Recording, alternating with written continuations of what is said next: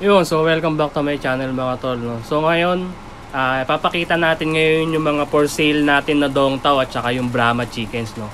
So ito yung mga breeder natin ng Dong Tao. So ito yung ating rooster. So super XL fit. So napakalaki niyan, sobrang bigat, di ba? Pero magaling yan mga sawa. So ito yung isa nating hen, so double XL fit yan.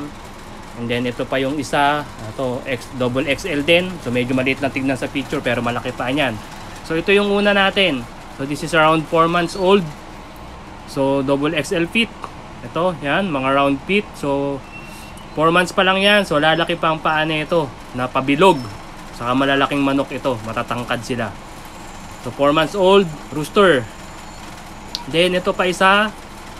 This is going 4 months naman. Mas bata lang to ng 1 week yata, 1 week or 2 weeks. So double XL din yan. Magaganda sukat ng mga paa nitong mga to. So magagandang klase. And then ito yung hen. Ayan. Magaganda din ang sukat ng paa niyan. Madumi lang dahil nakalupa sila. So yung bagong gawa nating kulungan, lupa. So ayan, kaya madudumi yung mga paa nila. So around 4 months old hen din yan. So kung mga bago sa channel ko, sana mag-follow kayo, likes and subscribe, no?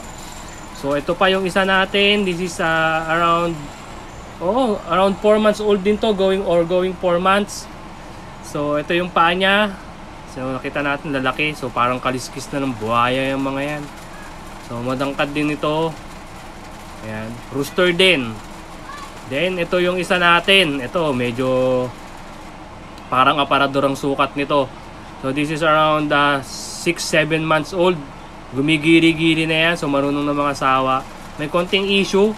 Mas malaki ng konti yung isa niyang paa kaysa dun sa isa. I don't know kung bakit. Baka sa genes ba yan or anything. Di ko alam. Pero ayan, kung gusto lang ninyo. So rooster, 6-7 months old. Marunong na tong gumigiri-giri na. Di ko pa nakitang sumasampay. Tatry natin pag may hen na tayo na nagpapaasawa na. Okay. So and then ito yung isa na pa nating for sale, the Brahma chickens. So rooster din, puro rooster lang. Yung for sale natin sa Brahma chickens. So mga ito marunong na tong mga asawa. This is around 7 months. 8 months, 7 months old. So may issue lang yan. Kirat yung isa niyang mata kasi natukayan nung bata pa. So nasugat yan. Nagkapeklat, hindi na nagmulat ng maayos. Pero hindi yan bulag. So nakakita yan. And very healthy rooster. Medyo payat lang yon. Ito naman mas maganda ang katawan nito pero magkapatid yan. So same age sila. So nakita nyo yung balahibo sa paa, di ba? Punong-puno. So, maganda katawan nito pero medyo magaang. So hindi siya ganun kabigat kasi ginagamit na natin to, actually nangangasawa na yan. Ginagamit na natin sa flock natin yan, kasama na yan. So sumasampa na. So ayaw natin na mabibigat na breeder kasi kawawa ang mga hens natin. So ito pa isa, ito certified giant na splash. So naglulugon to. So okay na.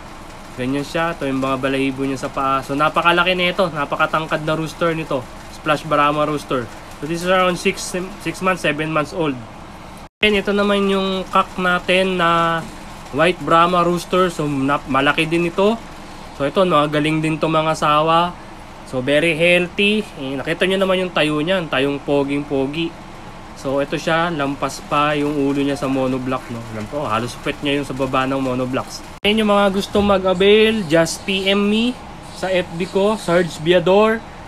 So andyan, nakikita nyo rin iba ko mga post dyan. And then pwede rin dito sa ZMC Backyard Chicken. So isa din tong FB page na gawa ko just for my chickens, no. So yun mga to. So kung nagustuhan nyo ang ating video for today, pa-thumbs up naman dyan. At sa mga di pa po nakasubscribe, subscribe na po kayo. At syempre, click the notification bell para sa ating mga susunod na video. Marami pong salamat!